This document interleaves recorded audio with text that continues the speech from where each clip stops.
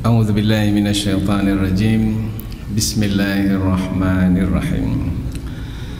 Assalamualaikum warahmatullahi wabarakatuh.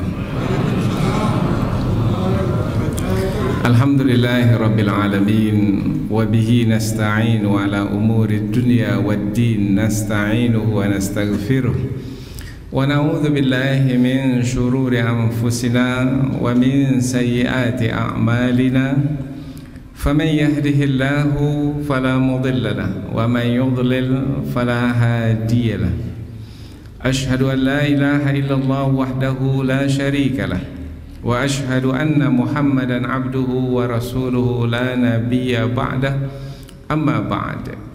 Puji syukur kehadirat Allah Subhanahu wa taala yang masih melimpahkan rahmat dan nikmatnya. Kita bersyukur kepada Allah dengan mengucapkan alhamdulillahi rabbil alamin.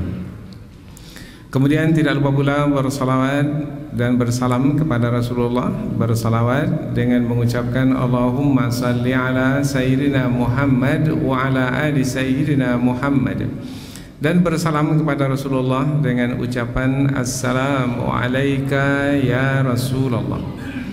Kaum muslimin dan muslimat yang dirahmati Allah, alhamdulillah pada malam hari ini seperti biasa, yaitu setiap malam Ahad, yaitu Sabtu malam di masjid kita ini, Masjid Nurul Huda yang kita cintai ini, kita membahaskan tentang usaha-usaha untuk mencapai kelembutan hati. Ada 12 judul yang telah kita susun dalam kumpulan yang ketiga dari pembahasan tentang usaha-usaha mencapai kelembutan hati, dan pada malam hari ini kita akan lanjutkan kepada judul yang ke-11. Judul yang ke-11 yaitu fahami nilai maknawi. Fahami nilai maknawi, jangan hanya yang zahir saja. Jadi ada nilai maknawi yang bersifat abstrak, tersembunyi dari pandangan mata kita, dari panca indera kita. Jangan hanya memahami yang zahir saja, yaitu yang terlihat saja. Karena ada dua nilai, nilai yang nampak dan nilai yang tidak nampak. Nilai yang nampak adalah sebenarnya yang menentukan, bukan nilai yang nampak ini. Yang tidak nampak itu yang menentukan. Nilai kita sebagai manusia bukan pada badan kita yang nampak ini, bukan pada bentuk rupa kita, bukan dari warna kulit kita, tetapi dari iman yang ada dalam hati kita. Innallaha la yanzuru ila suwarikum wala ila ajsamikum walakin yanzuru ila qulubikum. Sesungguhnya Allah tidak melihat bentuk rupamu, tetapi Allah Subhanahu wa taala melihat hatimu, hati yang di dalam sana. Nah, ini adalah pembahasan kita pada malam hari ini. Tapi sebenarnya ini pembahasan lanjutan, sambungan dari 10 pertemuan sebelum ini. Jadi kita buat berurutan sedemikian rupa. Masih ingat urutannya? Yang pertama apa? Masih. Jangan tengok handphone. Iya, dicatat di handphone kemudian baca, tinggal baca, apa susah ya? Ya, ingat Allah dulu, baru melihat kepada yang lainnya. Yang 4 pengajian pertama itu berurutan dengan prioritas. Yang pertama disebut, kemudian yang kedua itu adalah sambungannya. Yang kedua apa? Yakini akhirat dulu. Ke akhirat dulu. Itu urutan yang pertama. Setelah itu baru fahami dunia yang fana. Kemudian yang ketiga, berharap pahala dulu, baru upah dari manusia. Kemudian yang keempat,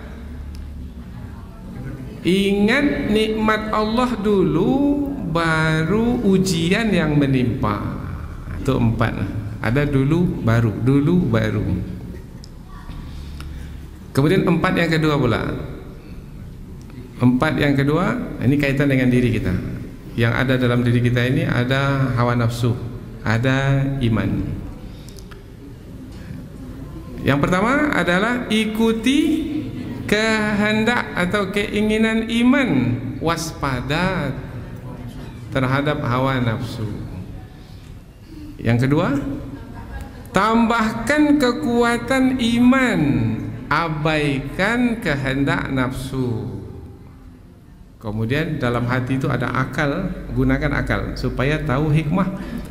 Yang ketiga itu hikmah, cari tahu hikmah yang ada, jangan berburuk sangka. Kemudian ikuti petunjuk yang ada, jangan tempuh jalan yang dimurka. Itu kaitan dengan hidayah, petunjuk. Selesai pula 4. Kemudian 4 yang ketiga lagi. Ini yang pengajian kita 2 telah dibahaskan sebelumnya, yaitu yang pertama apa? Teliti hingga ke inti atau sampai ke inti. Jangan hanya di kulit saja, karena segala sesuatu itu ada intinya. Kemudian telusuri dengan hati, jangan cukup di akal saja. Ini yang ketiga sekarang. Yang ketiga sekarang adalah fahami nilai maknawi, jangan hanya yang zahir saja. Nanti yang terakhir ini penutup menyimpulkan semua, yaitu menjawab seruan ilahi, jangan buat asal-asalan saja. Bermakna mesti pastikan kita berbuat itu adalah dalam rangka menjawab seruan ilahi, maka bersengaja, bersungguh-sungguh. Tapi itu pengajian yang akan datang, entah sampai entah tidak ya, mana tahu malam ini kita meninggal dunia, mana kita tahu.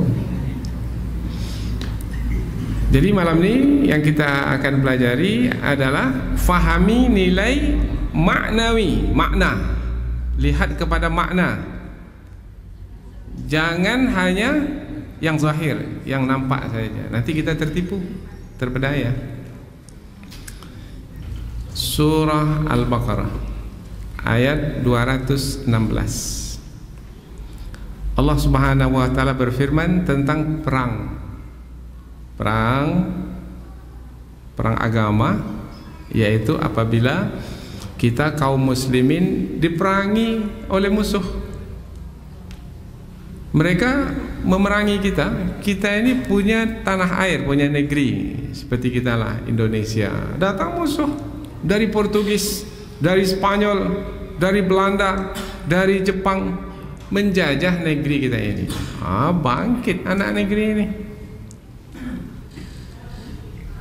Dan banyak negeri-negeri itu dipimpin oleh para ulama, Imam Bonjol umpamanya. Mereka tampil untuk mempertahankan negeri ini, maka itu adalah perang, jihad di jalan Allah. Kalau disebut perang berhadapan dengan musuh, mungkin boleh jadi nanti akan terluka, mungkin juga akan terbunuh, atau juga akan tertawan oleh musuh dan disiksa. Ketika disebut perang, kita mendengarnya suka atau tidak? Suka perang? Perang-perangan itu waktu kecil dulu, tembak-tembak dengan pistol air. Ini tembak dengan peluru, mati. Tak ada manusia yang suka perang. Tetapi Allah mewajibkan perang yang tidak disukai itu. Kutiba alaikumul qital, diwajibkan ke atas kamu perang. Kutiba alaikumul qitalu wa huwa kurhul lakum, yang perang itu adalah tidak kamu sukai. Jadi Allah sendiri menyebut perang itu tidak disukai oleh siapapun. Tapi mengapa diwajibkan juga? Untuk mempertahankan negeri. Maka sambungannya wa asa an takrahu syai'an wa huwa khairul lakum. Boleh jadi kamu tidak menyukai sesuatu, tetapi ia adalah baik bagimu. Secara zahir kita tak suka kepada perang. Mana ada yang suka perang? Tetapi secara maknawi, karena Allah sudah menetapkan perang adalah kewajiban bila sampai masanya, maka kita menjadi suka kepada yang sebelumnya kita tak suka. Yang membuat kita suka apa? Iman. Berperang di jalan Allah, jihad, mari. Satu di antara dua. Apa satu di antara dua? Menang atau mati syahid? Kedua-duanya kemenangan. Menang dapat mengalahkan musuh, baik. Mati syahid pun baik. Karena orang yang mati syahid jangan dikira mati. Orang yang mati syahid itu hidup dan di sisi Allah diberi rezeki. Maka boleh jadi kamu tidak menyukai sesuatu, tetapi itu adalah baik bagimu. Dan Allah sambung, wa asa an tuhibbu syai'an wa huwa syarrul lakum. Dan boleh jadi kamu menyukai sesuatu, tetapi itu adalah buruk bagimu. Jadi mata-mata penjajah pula dapat duit. Baik atau tidak? Senang atau tidak? Iyalah kau. Dikasih duit oleh penjajah, tapi jadi pengkhianat bangsa. Banyak yang buat dulu, banyak yang melakukannya. Dapat dia rumah besar, dapat fasilitas, tetapi itu adalah buruk bagimu karena berkhianat.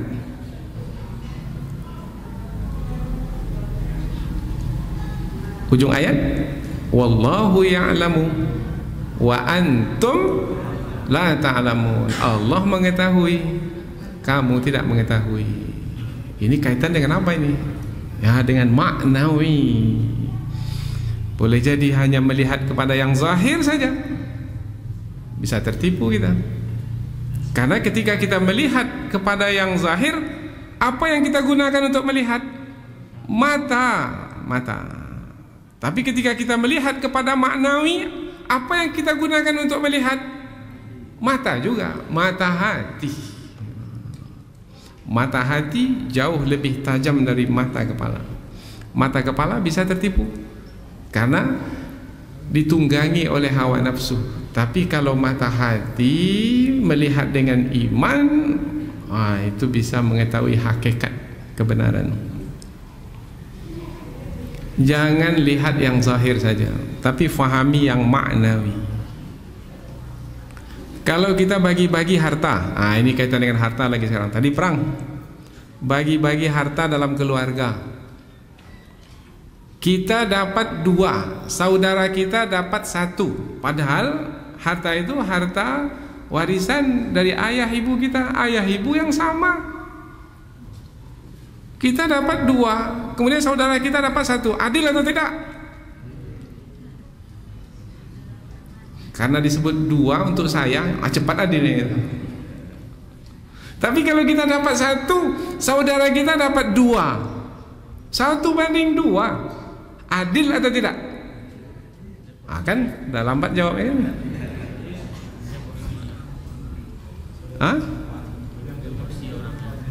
Harta yang ditinggalkan itu 3 miliar. Kita 2 beradik saja, kita dapat 1 miliar. Adik kita dapat 2 miliar. Adil atau tidak? Itu kan ada nampak.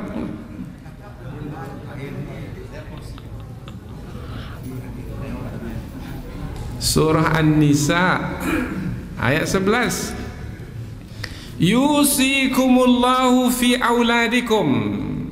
Disyariatkan ke atasmu pada anak-anak yang ditinggalkan. Kalau ayah ibu meninggal, maka anak-anak yang ditinggalkan itu dapat warisan lizzakari mislu hazzil unsayain. anak laki-laki dapat 2 kali lebih banyak dari anak perempuan. 2 miliar. Tengok yang zahir, 2 miliar. Ada 2 rumah. Satu rumah ni 2 miliar. Satu lagi rumah 1 miliar. Tengok yang zahir. Adil atau tidak?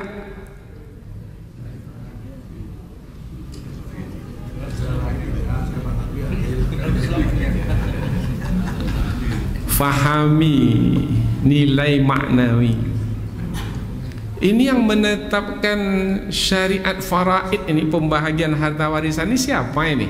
Yang maha adil. Berarti adil atau tidak? Baru mulai dapat jawaban. Tadi tak ada jawaban tadi. Setelah disebut Allah yang maha adil, baru keluar.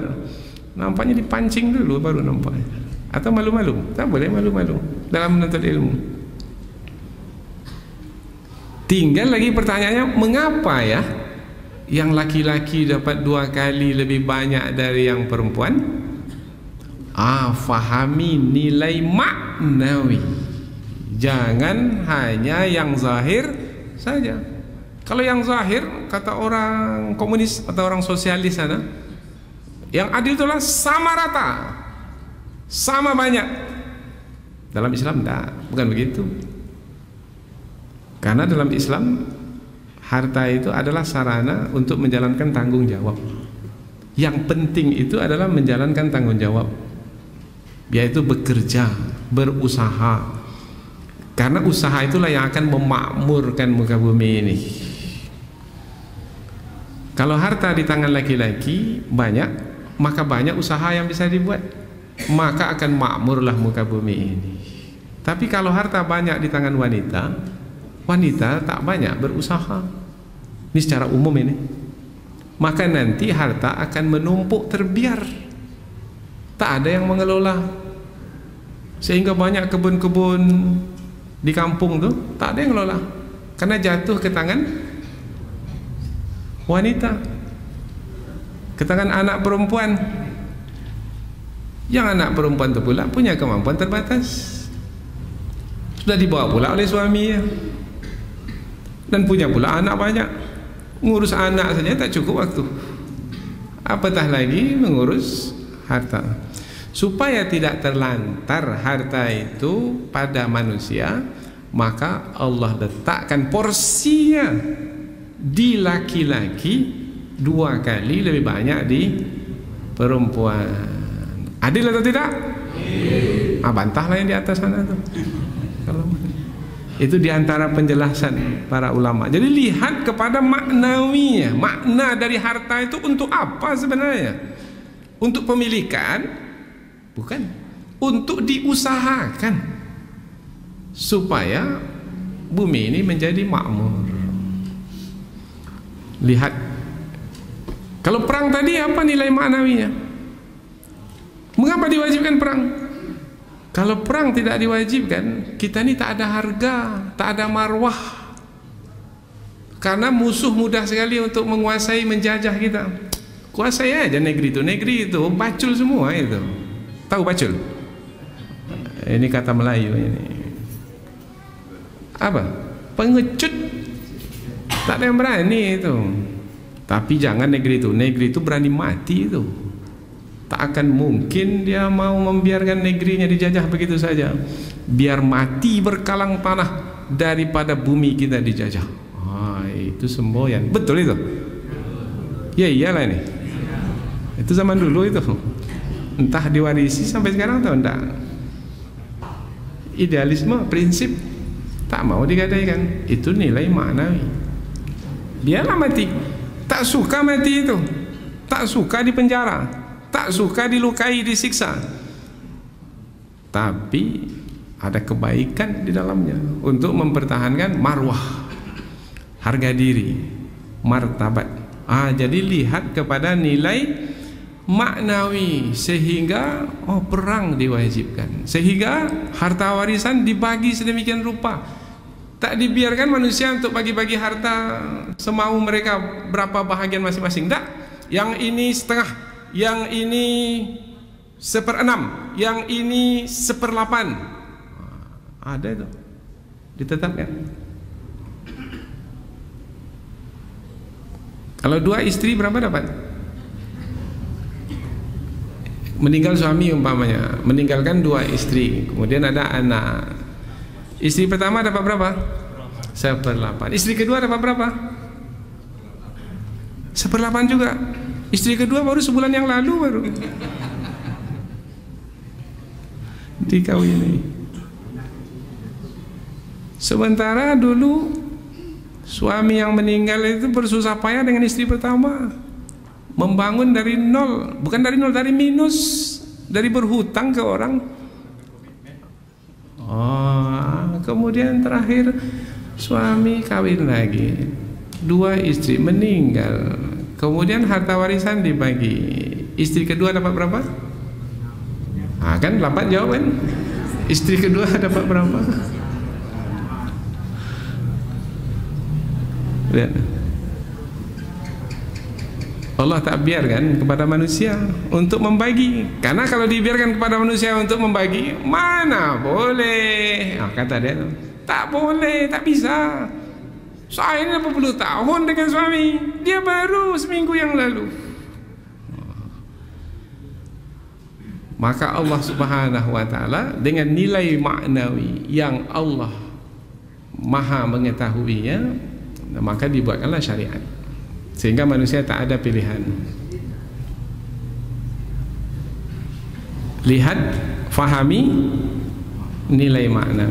Jangan hanya yang zahir saja. Jangan hanya yang zahir saja.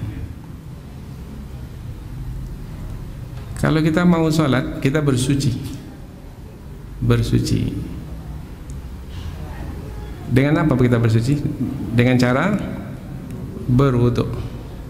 Jangan fahami yang zahir saja, tapi fahami nilai maknawi dari wudu itu. Sehingga ada orang yang mengatakan, ini kita buang angin, tapi yang dibasuh apa? Apa relevansinya ini? Secara zahir. Maka kita katakan jangan lihat yang zahir saja, fahami juga maknawinya. Kita susah sekali. Dalam Islam penyelesaian kalau kita susah, kita sengsara, ada 2. Sabar, sholat. Surah Al-Baqarah ayat 45. Wasta'inu bis-sabri was-salah wa innaha lakabiratun illa 'alal khashi'in. Diulang sekali lagi di surah Al-Baqarah, surah yang sama, ayat 153. Ya ayyuhalladzina amanu, ditambah dengan seruan di pangkalnya, wahai orang-orang beriman, ista'inu bis-sabri was-salah, mintalah tolong kepada sabar dan salat. Maknanya minta tolonglah dengan berbuat sabar dan dengan mengerjakan salat. Innallaha ma'as sabirin, sesungguhnya Allah bersama dengan orang-orang yang sabar. Salat bisa menyelesaikan masalah? Bisa lunas hutang karena salat.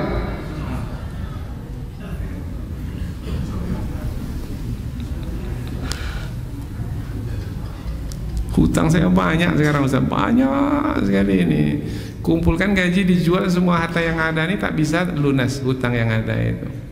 Kemudian jumpa ayat Al-Quran, minta tolonglah kepada sabar dan salat. Sabar maknanya tahan diri, jangan buat maksiat, jangan ambil jalan pintas, ikuti syariat.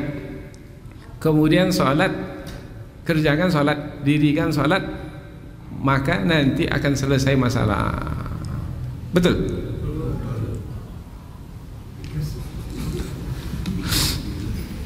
Payah nih memahami ini nilai maknawi.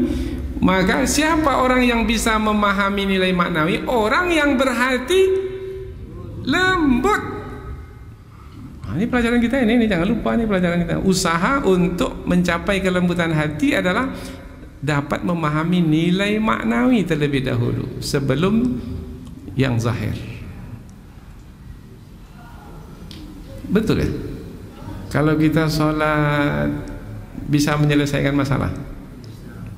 Masalah suami istri ini bertahun-tahun ini, udah berpuluh tahun, bisa selesai dengan sholat. Macam mana penjelasannya? Jangan fahami yang zahir saja. Karena ketika kita sholat, kita menjalin hubungan dengan Allah. Kita berhubungan dengan Allah yang menguasai alam semesta ini, yang menguasai diri kita, yang membagi rezeki di antara manusia, termasuk rezeki kita. Allah yang menentukan.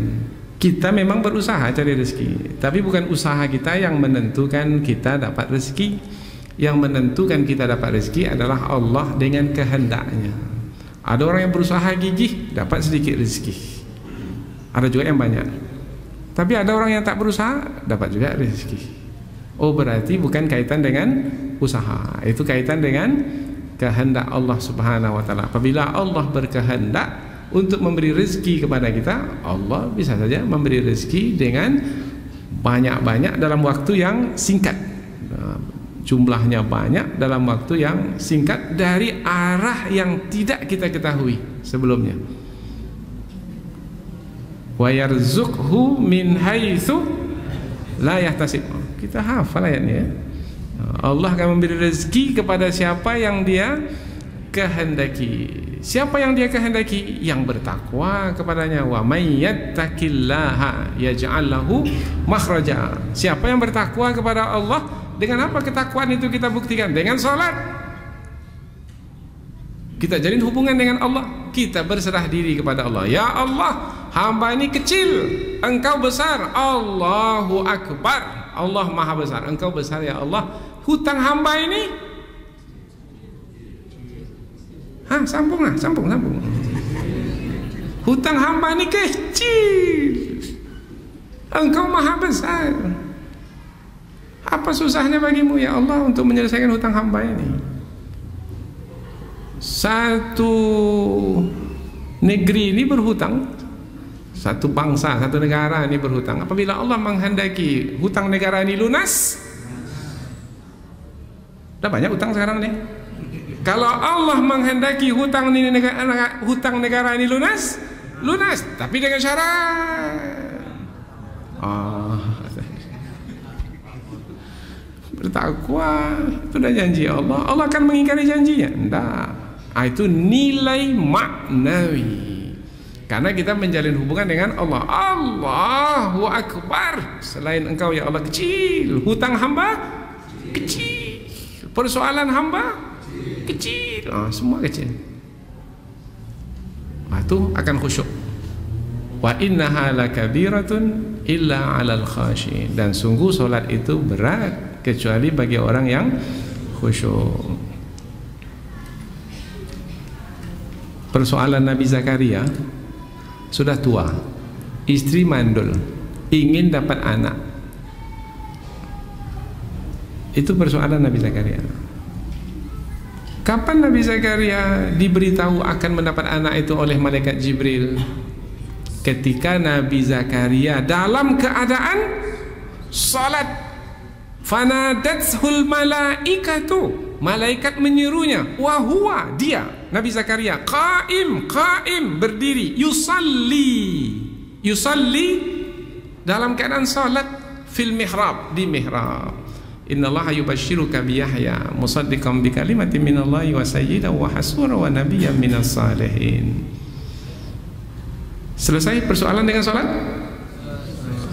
Selesai. Sederhana hidup ini sebenarnya. Jangan dibuat susah. Dengan sholat, rezeki kita jauh jadi dekat. Rezeki di langit turun. Rezeki dalam bumi dikeluarkan. Rezeki sedikit, tinggal lagi faham atau enggak. Fahami nilai maknawi. Yang faham-fahamlah. Yang tak faham banyak juga. Mana mungkin sholat menyelesaikan masalah. Tak masuk akal lah.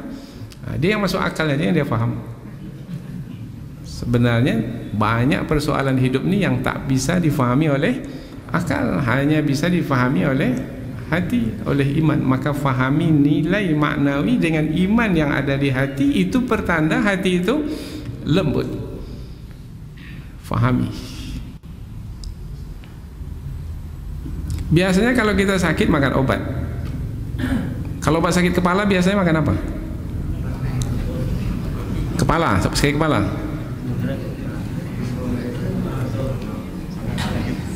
Demam?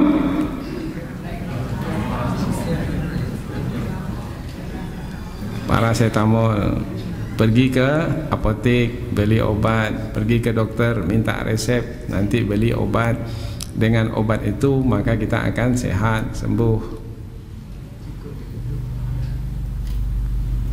Air bisa menyembuhkan atau enggak ya?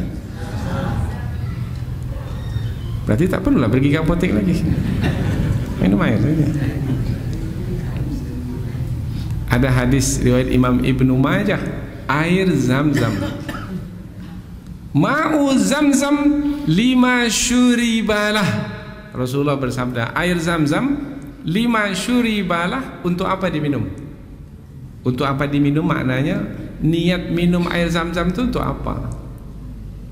Silakan berniat untuk apa saja. Untuk cerdas, minum air Zam-Zam akan cerdas. Untuk mudah rezeki, minum air Zam-Zam mudah rezeki. Untuk sembuh dari penyakit, minum air Zam-Zam sembuh dari penyakit. Allahumma inni as'aluka ilman nafi'a. Ini doa ketika minum air Zam-Zam. Wa rizqan wasi'a wa shifaan min kulli da'in wa saqamin. Lihat secara zahir, air nih yang zahir ini. Kalau lihat air ini bisa mencerdaskan akal, bisa menambah, meluaskan rezeki. Rumah 1 jadi 2, kebun 5 hektar jadi 50 hektar.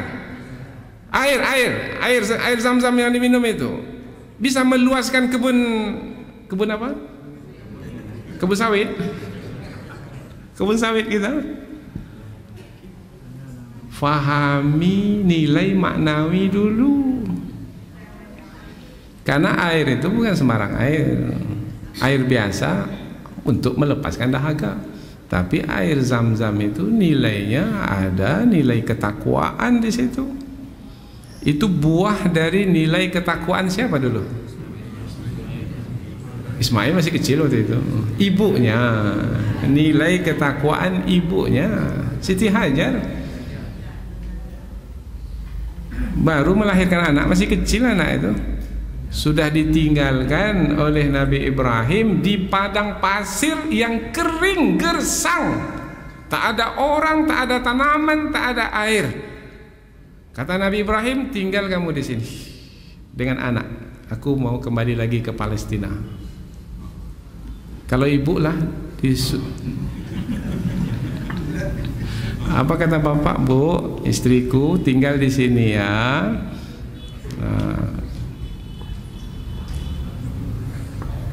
Di tanah yang kering, gersang, tak ada apa-apa, tak ada orang, berdua dengan anak masih kecil. Apa yang akan dikatakan kepada suami? Nyuruh saya mati ya?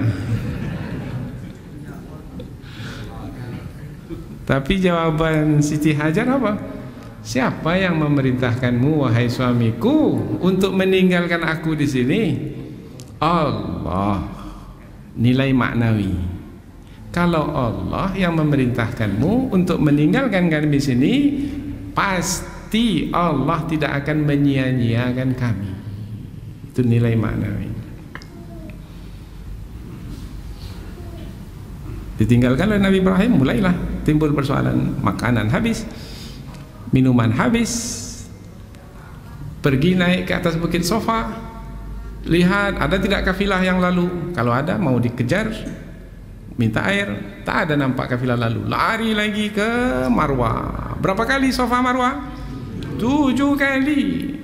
Seorang perempuan di bawah terik matahari. Kalau sekarang itu dalam bangunan, ada AC, ada kipas, bawahnya sudah granit. Kalau dulu tuh di atas padang pasir, ada putus asa? Tak ada, karena melihat kepada nilai maknawi. Dekati anak kembali, nampak anak menghentakkan kakinya ke bumi, terpancar air, zummi, kumpullah, jadilah telaga Zam-Zam. Jadi telaga Zam-Zam, air Zam-Zam yang kita ambil itu ada nilai maknawi di dalamnya. Maka jangan lihat hanya sekedar air secara zahir, tapi lihatlah nilai maknawi yang ada dalamnya, yaitu ma'u zamzam lima syuribalah. Air zam-zam untuk apa diminum? Tapi itu dengan keyakinan. Cobalah, insya Allah. Tapi jangan mencoba-coba. Mencoba-coba itu iya ndak ya? Nah, kalau iya ndak iya itu berarti tak ada keyakinan. Saya dulu pecah-pecah bibir ini, pecah-pecah. Sudah pakai, biasanya kan kita pakai apa? Nivea ya, apa itu? Ya pakai krim-krim itu. Kemudian juga kaki. Kalau musim panas, panas betul, nah itu bibir pecah, kaki pecah. Apa penyelesaiannya? Air zam-zam. Ambil air. Dulu tahun 91 itu kita masih bisa melihat air zam-zam di sumurnya itu di bawah tempat tawaf itu. Sekarang udah ditutup. Turun ke bawah itu, oleskan terus air zam-zam ke bibir, ke kaki. Besok bertaut, pecah itu bertaut. Untuk apa diminum? Untuk obat, jadi obat. Untuk kecerdasan akal, otak, cerdas otak. Untuk tambah rezeki, asalkan tujuannya untuk kebaikan.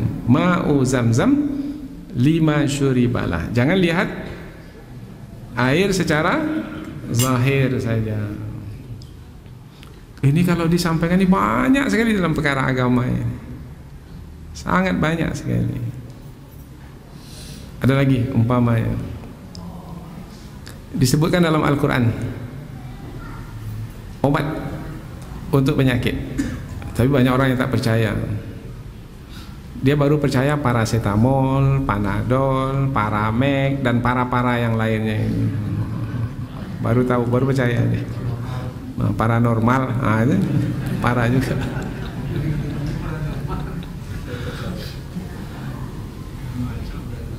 Padahal Allah menyebutkan dalam surah An-Nahl ayat 69. Siapa tahu ini? Ini ayat ini berkaitan dengan apa ini? Lebah, madu. Summa kuli min kulli samarat. Allah memerintahkan kepada lebah, wahai lebah, makanlah dari bermacam-macam buah-buahan, bunga-bungaan yang ada. Min kulli samarat.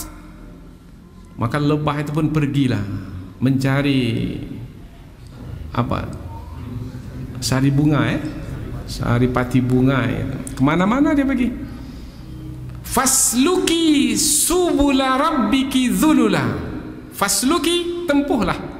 Subula, jalan-jalan, bukan satu jalan. Subula, banyak jalan. Mau ke kanan, ke kiri, ke depan, ke belakang, timur, barat, utara.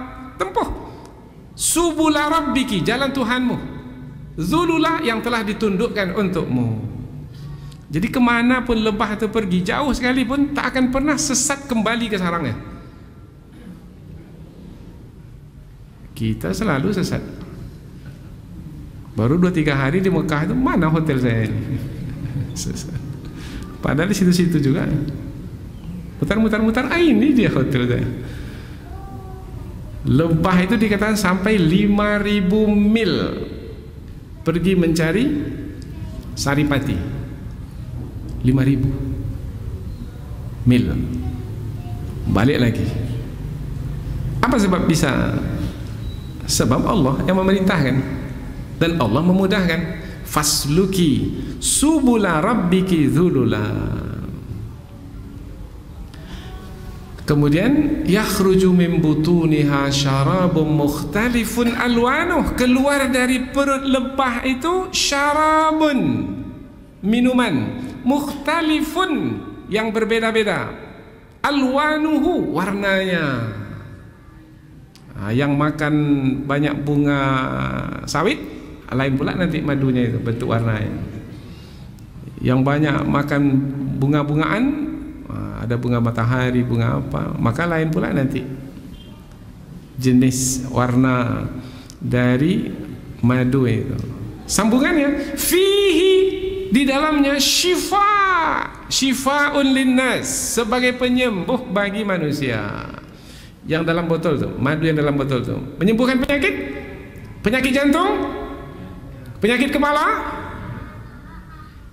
Penyakit ginjal? Tak perlu cuci darah lagi, madu. Penyakit paru-paru? Darah tinggi? Kencing manis? Madu. Percaya atau enggak? Mengapa ternganga ini? Karena selama ini yang dimasukkan ke dalam kepala itu obat yang di apotek tuh, maka ramai pergi ke apotek tuh. Sediakan madu tuh di rumah. Shifaun linnas. Inna fi dzalika, sesungguhnya dalam perkara itu, perkara tentang madu yang keluar dari perut lebah itu, la ayah, sungguh tanda kekuasaan Allah, liqaumi yatafakkarun, bagi kaum yang berfikir. Mau berfikir menggunakan akal, akan fahamlah nilai maknawi dari madu lebah itu. Jangan hanya lihat yang zahir saja.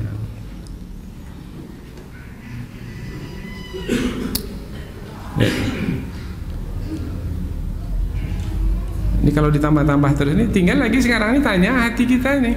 Hati kita adalah, kalau ada orang yang membeli resep, diberi kita resep, minum madu pak, campur dengan minyak zaitun, insya Allah mudah-mudahan sembuh. Percaya atau enggak?